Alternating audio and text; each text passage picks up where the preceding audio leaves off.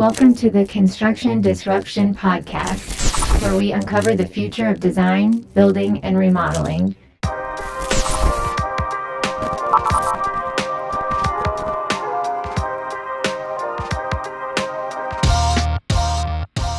I'm Todd Miller of Isaiah Industries, manufacturer of specialty metal roofing and other building materials. Today, my co-host is Ryan Bell. Ryan, how you doing today? Hey, good morning, Todd. I am doing great. How are you? Doing well also. So it's early in the morning on a Friday when we're recording this. So I'm looking forward to a great episode here. So I hear you may have a couple things to start us out with, a couple stories or something. I do. We recently released the episode where you had one dad joke brought to us by Google Bard, which is Google's AI. And so I wanted to see, I've been playing around with ChatGPT and wanted to see if it could produce a better dad joke for us than what you got back from Bard. So Bard is not very good at it. No, not at all. And it's debatable whether this is better or not. But so I gave it a few chances, and I started by saying the prompt was, "Tell me a dad joke that Todd Miller would find funny." Oh no! Why do scientists trust atoms? Why don't scientists trust atoms? Well, I like the way this is starting out. I don't have a clue, but because they make up everything. Oh, geez. That's definitely better than Bard. This is good. We're on to something here. And then I said, I gave it the same prompt that you gave to Bard, which was, tell me a dad joke about something new. And the response was, why was the math book sad when it got replaced? I do not know. Because it had too many problems to solve and was feeling booked out. Booked out. I don't know that that's better, but. What we ought to do is Google those jokes and see if we can find them on the internet. Oh, I'm sure. I'm sure they are in every dad joke list on the internet. Yeah. Oh, cool. I haven't seen them. I have not seen them. No, I'm not familiar with either one of those. Good stuff, though. Thank you. Good way to start. So, as a reminder to our audience also, we are doing our challenge words, and our guest will be in on this as well, where we each have a word that we have been challenged by one of the others to work into the conversation today, so our audience can be listening for weird words that we may say and think, gosh, I wonder if that's a challenge word. And at the end of the episode, we will divulge whether we've been successful or not with our challenge word challenge. So today's going to be a neat episode. So what we want to look at is how do home builders, how can they best fund their projects and their development? So I'm really looking forward to this discussion. Today's guest is an expert in that area, Brad David. Brad is Executive Vice President of Snap.Build. Now, Snap.Build is a financial services and technology company that is trying to disrupt the residential construction industry by bridging the gap between builders and lenders. Their goal is to help builders do their work faster and at the same time increase or grow their business and grow their profitability as well. So, Brad, welcome to Construction Disruption. We're really anxious today to learn about what Snap.Build is doing. Thank you for having me. That's a pretty tough opening to follow, but I'll do my best, for sure. Our openings are never tough to follow, believe me. I feel like I need to have my chat GPT app open and find some rebuttal dad jokes, but I guess maybe we'll wait till the end for that. Well, you never know. Well, let's kind of start out with this question. I'm kind of curious. I know that there are, several leaders there at Snap.Build. Whose brainchild was this, and how did it all get started? Sure. So we've been in business in some different iterations since 2016, and really, the genesis of the company and the platform. We had a founder who's no longer with us. He exited last year after being with the company, since inception. But he came out of the mortgage industry, and so after the crash, He had more, builder clients that were having trouble finding funding, just getting funding for spec projects mainly, as we all know how that was. And so through the combination of a technology platform that he developed and relationships in, you know, Wall Street, private equity, private money markets, he was able to combine those two things and then go out and find builder clients that needed money. So that was really the genesis of the company and how we kind of formed. And we've just been building off of that platform ever since. Very interesting. Well, give us kind of an overview about what Snap.Build does, and how you are helping residential builders across the country. I mean, what does the process look like? Yeah. So in the simplest terms, we are a private residential construction lender. And so what we do is we try to find builder clients that either through a combination of factors, they need additional capacity, for in their lending channels. They've run up against, their limits, et cetera. A lot of guys are a little worn out trying to use traditional lenders in the residential space because it's a cumbersome process. There are some hindrances to speed and building efficiently. And so what we do is go out and that's kind of what I'm tasked with. My background is not in the banking sector. I'm not a private equity guy. I'm not a technology guy per se. I was a builder developer in Metro Atlanta. My family was in the business for 40 years and have always been attracted to technology as a way to kind of level the playing field between a smaller builder company, which I always was and we always were with, in Metro Atlanta, for example, we're competing against the monsters, the Publics, the national builders. And so one of the ways that I always saw that we could do that was through technology. And so as technology evolved, I felt like, hey, I've got the ability to compete against Horton or, when I got out of the University of Georgia, I went to work for the largest home builder in the country, Syntex Homes. And so I kind of had seen the inside of that and I knew what I was up against. And so technology to me was a way to compete with those guys. And so now what I do for the company is I go out and talk to builders. I speak the language, I understand the pain points, and I'm able to help them solve a couple of problems. One is how do they get funding for their projects? That's the number one problem. If we can't solve that, everything else that supports it really isn't that critical. And so that's ultimately in a nutshell what we do. We're adding a lot of other options, features, offerings, but at the core of what we do, we're a residential lender. Okay, very interesting. So for the builder, are there different requirements they may have working with Snap.Build versus other lenders, or does that look very similar for them? Yeah, it ultimately looks similar. One of the things that builders are consistently doing is trying to make sure they've got capital, to fund their pipeline. Now, everybody's pipeline is different in terms of size, scale, et cetera. But for our builder clients, it's literally no different than what they would do with a traditional kind of brick and mortar lender. We're just private, and as such, we market ourselves, and I believe this to be the case, as we're a builder-friendly lender, meaning we're actively going out finding builders that need money and finding ways to get those projects funded.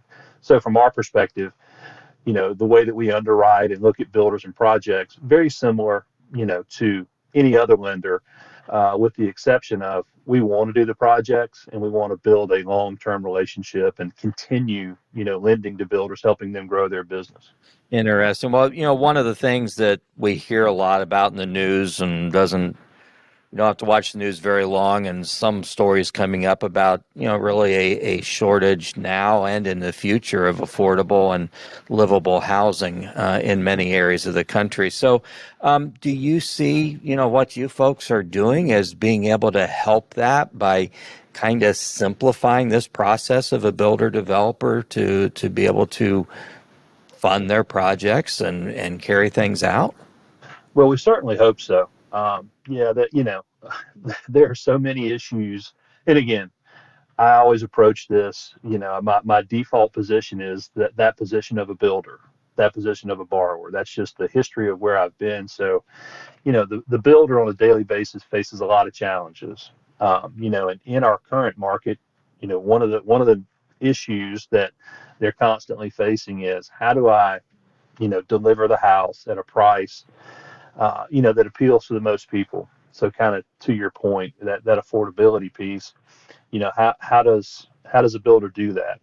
They don't have control over land costs typically. That's kind of a set piece of their capital stack. And Sure. obviously, I think you're from the material side of the business. You're a supplier. You understand how that piece works. Um, some of those, hard costs are set, and so we don't have a lot of movement there. One thing that we kind of sell our builders on is, look, we can help you build faster and more efficiently. And there's a couple of ways that we do that. When I refer to our platform, ultimately what our platform is a draw management platform. So our builder clients come borrow money from us, and the thing that we do throughout the course of the build is we control the flow of money, and we do that, through our platform, where our builders are able to just upload their invoices as work is completed. We turn around and pay those invoices. I say immediately, almost immediately. We have what we feel like is best in class payment and draw management capabilities. And so we're able to help builders pay, their roofing supplier faster, on time, in full. And hopefully what we're able to, help that builder do is then go negotiate better terms. Their suppliers know that when they have Snap.Build as a lender, they're going to get paid on time, as fast as anybody in the industry. Hopefully that gives the builder the opportunity to go negotiate better pricing, build more efficiently, shorten cycle times. All of those things kind of factor into that.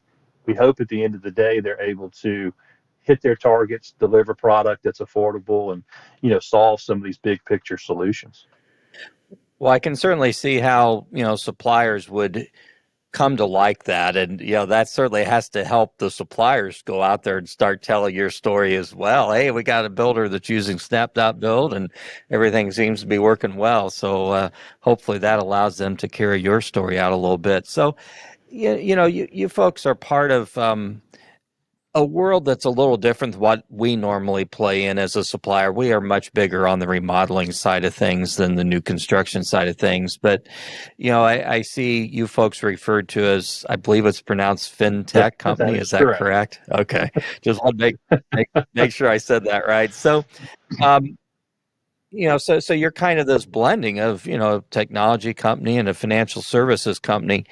Um, which side of that, and I think I know the answer, but maybe I don't, which side of that sort of drives you folks to be a disruptor for things? Yeah, I think a lot about that, and it's a great question, and I get it in different forms. Who are you really building this for? And, at the risk of being ambiguous or not answering the question directly, I would tell you this.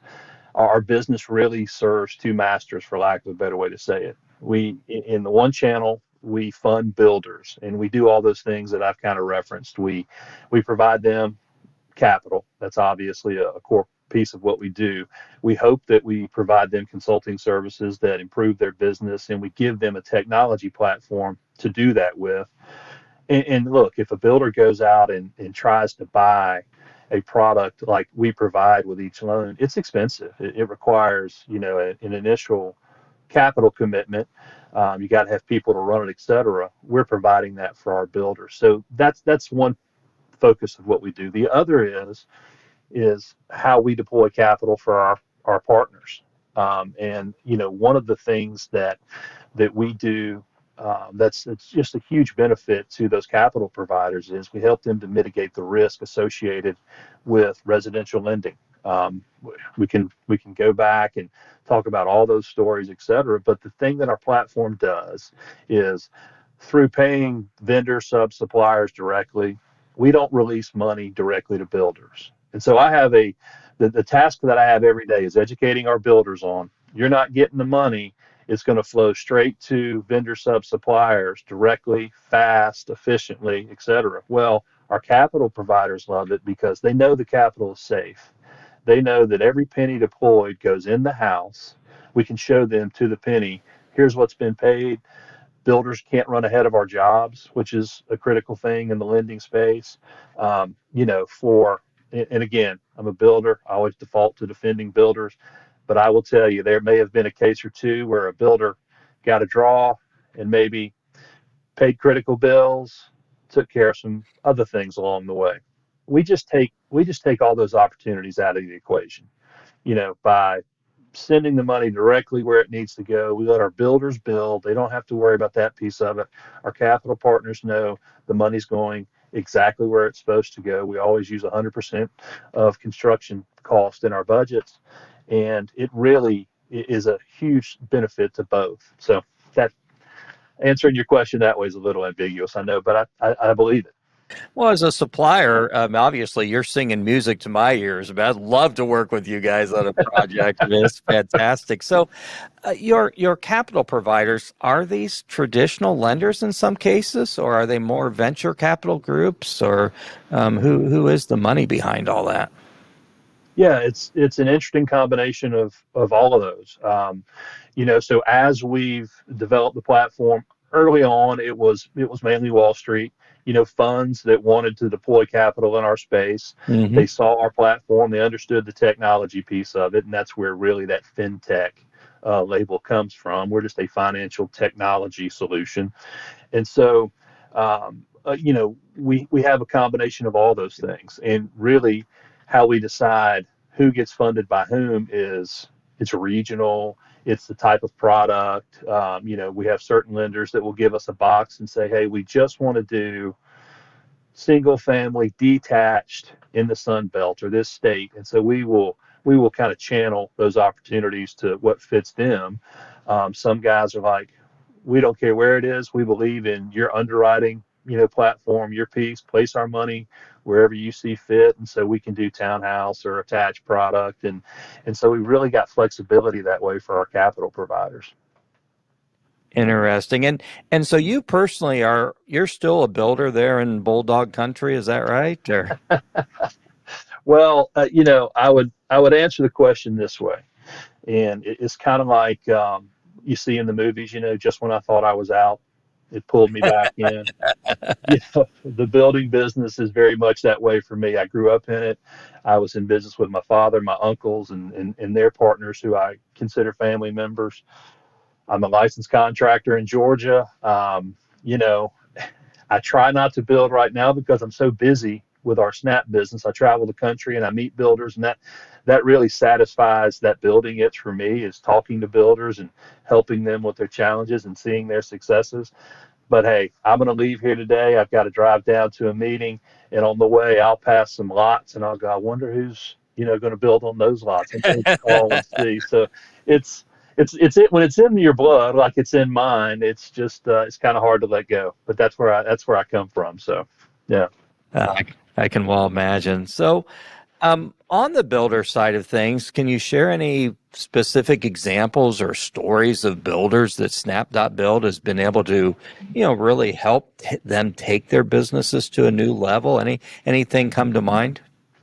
It does. And we're, like I said, we land across the country.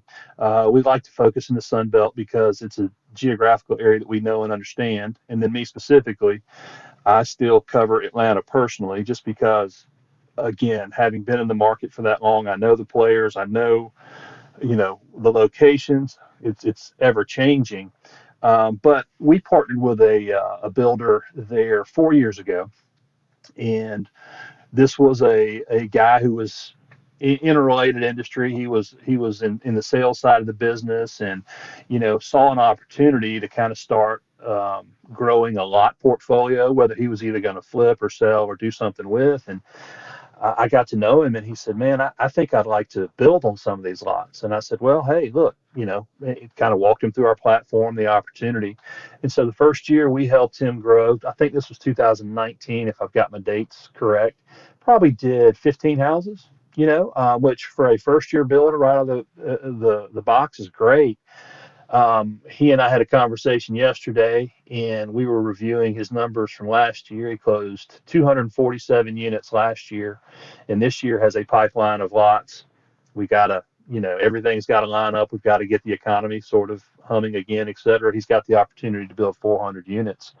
And he would tell you a major reason for that is what we've provided to his company through technology, through the ability to properly manage his builds, and hey, look, the capital that's associated with it. So for him, there was kind of that, for lack of a better way to say it, there was that cowabunga moment where the light kind of went off, and he thought, I can build what I want to build with these guys, and I use that as a great story all the time. Look, not everybody we deal with wants to build 200 houses, but most guys that are building 5 or 10, they'd like to do 15 or 20. For all the obvious reasons. When I was in the business, I was always trying to figure out if I can build the same number of houses every year and maybe grow, incrementally, keep my overhead the same, but make more money. That's the path I want to take. A lot of guys want to go from 10 to 20 to 50 to 100. And so we have the ability to tailor our product to each one of those opportunities. Very interesting. And I love what you're doing, and I'm sitting here and my brain starts stirring. Gosh, how could you guys get involved in funding major remodel projects? Be very different than what you're doing. I hope that you can have me back on in a few months, maybe 6 months, and we can have a discussion about that. Cool. I'd love Yeah. that. So I'm going to throw kind of a spontaneous question in here. At the beginning, you mentioned working that you actively go out and find builders that are looking for funding. Can you explain kind of what that process looks like? How are you going out and finding them, and how does a builder that's looking for funding find you, or put that flag out there that they're looking for funding? Sure. Yeah, we do that a couple of different ways. So I manage our national sales platform, which is a glorified way of saying, I've got guys like myself in different parts of the country. We have an office. Our original office is down in Ponte Vedra, just outside of Jacksonville. We have an office in Buckhead in Atlanta, and then we've opened an office out in Austin. And so we find our clients through a variety of channels, so to speak. One is just kind of that old school approach where Metro Atlanta for me is easy enough. I kind of got word out that, hey, I've got money. If you know any builders that need it, call me. That makes the phone ring. We have a correspondent lender program where we work with different mortgage lenders who do not have new construction funding as a piece of their business. And so we serve that function for them. We kind of become we call it a tool in their toolbox as they're trying to get, that in-loan new build or new construction business. Builders always need money for construction. And so a lot of times those guys didn't have an option. They're mortgage brokers, but they don't have a construction product. And so we partner with the mortgage, loan originators. And when they're having conversations with builders about business, we can be the capital provider on the construction side. So that's a really large piece of our business. We do the same thing with real estate brokers and agents. We'll partner with them. We'll go in, do presentations, and show, hey, this is what we do for builders. When you hear your builders talk about, hey, I could give you more houses to sell if I could build more. To build more, I need money. Well, then they've got the answer. Hey, I've got the money, guys. Here's how they work. So, then we talk to traditional lenders that, I'll be perfectly honest with you. I talk a lot about traditional lenders versus who we are and what we do.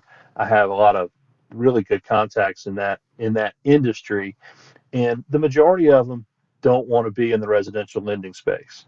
They want the blocking and tackling banking, deposits, checking accounts, et cetera, all those things that we do not do. And so I've got, traditional bankers calling me all the time saying, hey, I got a builder that needs more money. I can't give him anymore. We really just don't want to do it, but I don't want to lose him as a client. Can we work together? And so we'll provide the construction financing. He's still doing all his banking business there. And so that's been a good source as well. And then I'll be honest with you, word of mouth, when builders find out there's somebody close by with money, they track us down.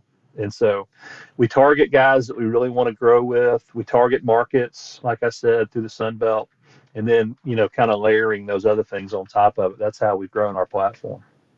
Very interesting. So how does, once that initial connection is made, what does that onboarding process look like for a new builder, a new client for you folks? Yeah, it's relatively simple, honestly. I'll have an initial call with a builder. In all of my sales guys do the same thing, and really, it's just, hey, tell us about your business. Tell us about the immediate opportunity, what you're looking for, and then kind of where you're going, what you want to do, because we're not in the business of doing one-offs or doing just a build here or there. We want to partner with builders that are in the business to do volume, and volumes defined different ways, but we want a track record. We want a builder that's not doing this as a sideline or a hobby. We want guys that are growing their business. And then we do a typical kind of application onboarding process like most traditional lenders would do. We're no different in that regard. We have to do our homework. We have to know who we're doing business with. Our capital providers expect that. Sure. Yeah. Very interesting. So, yeah, and I think this is cool because who knows, we may have somebody out there in our audience that has done some home building, wants to grow their business, and Yeah, absolutely. hopefully we can make some connections here, like the dating game or something. Go check us So, out at Snap.Build, and you just click a link. Like everything these days, we try to make it as seamless and as easy as possible to at least get connected. very good. So I'm kind of curious, with you having your feet both in, technology and building, is there anything else you're seeing coming up down the pike, that you think is going to have a big impact on home building or remodeling in terms of technology or really anything else, or even any trends that you're seeing in terms of home building that might be interesting to our viewers? Sure. Well, we started our conversation, and I know Ryan's got an entire portfolio of his own jokes, but he did use some AI generated content there, and I'd say the AI thing is going to be a really interesting piece of all technology platforms moving forward. But we certainly see it in our business, and I mean, we've got a really, I mean, to me, a mind-blowing tech team that's out in Austin, and they just do incredible things on our platform, and we're improving our platform every day, and we're starting to have these conversations about how does AI become a piece of that platform, and what's it going to do for us. And we have multiple things throughout the process that I know AI will kind of come in and grab and take over, underwriting being one of them. We've got these processes that all of our underwriters use. I think once we can automate that and AI starts to understand that, the immediacy with which we can get back real-time results. That's the other thing. You got to be careful. We're not at a point yet where that stuff is 100% if it says it is true. But I think the AI piece, I had a conversation with some brokers recently talking about how they see it sort of integrating in the sales side of the business and the sales cycle and those things. So I think AI is going to be really interesting. Hey, look, I would be remiss if I didn't say I think our platform has the ability to have some serious impact on the industry. I hate to be as presumptuous to use things like disruptors, but we're in a disruption, discussion here today. And we've taken a totally different approach to funding and managing the draw process. That, look, this is the reason it pulled me into the company. They had me come down initially and pitched me as an investor. When I saw the platform, I said, I've borrowed money from private guys, from traditional guys, from hard money guys. I've never had a loan managed this way.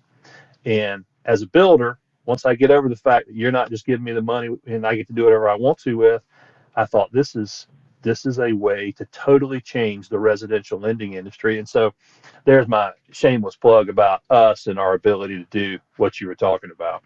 No, I love it because I love what you're doing. Good stuff. So this has really been informative for me in particular.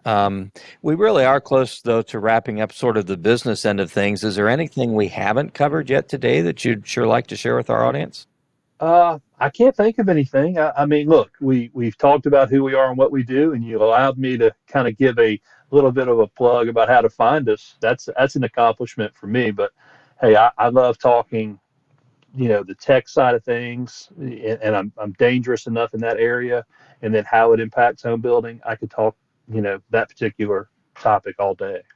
Fantastic. Well, here in a little bit, we'll have a little bit more information on how folks can get in touch with you. And of course, it's going to be in the show notes as well. But I do need to ask before we close out, we do a little something here on the show called rapid fire questions. These are 7 questions, may range from serious to silly. You have no idea, of course, what we're going to ask. So are you up to the challenge of going through our rapid fire questions? I think I'm up to the challenge. We'll give it a shot. They're not too scary, I promise. So we will try alternating questions here. I will let Ryan. Do you want to go first? Sure, I would be glad to. Question number 1. Can you think of a product that you've purchased in recent memory that's been a game changer for you? Yeah. So in my personal life, I'm kind of a foodie. I like to cook, so that's We hear you. and so, and I've gotten pulled down the rabbit hole of TikTok. I'm just going to go ahead and admit it. And it shows you all of the cool gadgets that you don't have that you should have. I live in the South, so I'll tell you what I ordered this week: a watermelon cutter. I mean, Okay. and so now it's going to somehow pop up on your feed somewhere. But in the South, this time of year, it's one of the big things that we eat all the time. And it's, I've got a method where I typically cut, fruit, watermelon. Saw this thing on TikTok, does it in one swoop, had to have it. So that's something I just, that's something. Oh my goodness. Does it work for cantaloupe? I think it's got to. I'll report back. Sounds good. So you don't have it yet. I have it, but I haven't tried it. It just can't, of course I ordered it. It's there the next day, which is just mind boggling, but I haven't used it yet. So I'll report back. You may need to share the link to that with us because I cut a lot of watermelon and cantaloupe here. So you're going to love this thing. Awesome. Yeah, we'll try and get that link in the show notes too. So, question number 2, Brad, what would you like to be remembered for?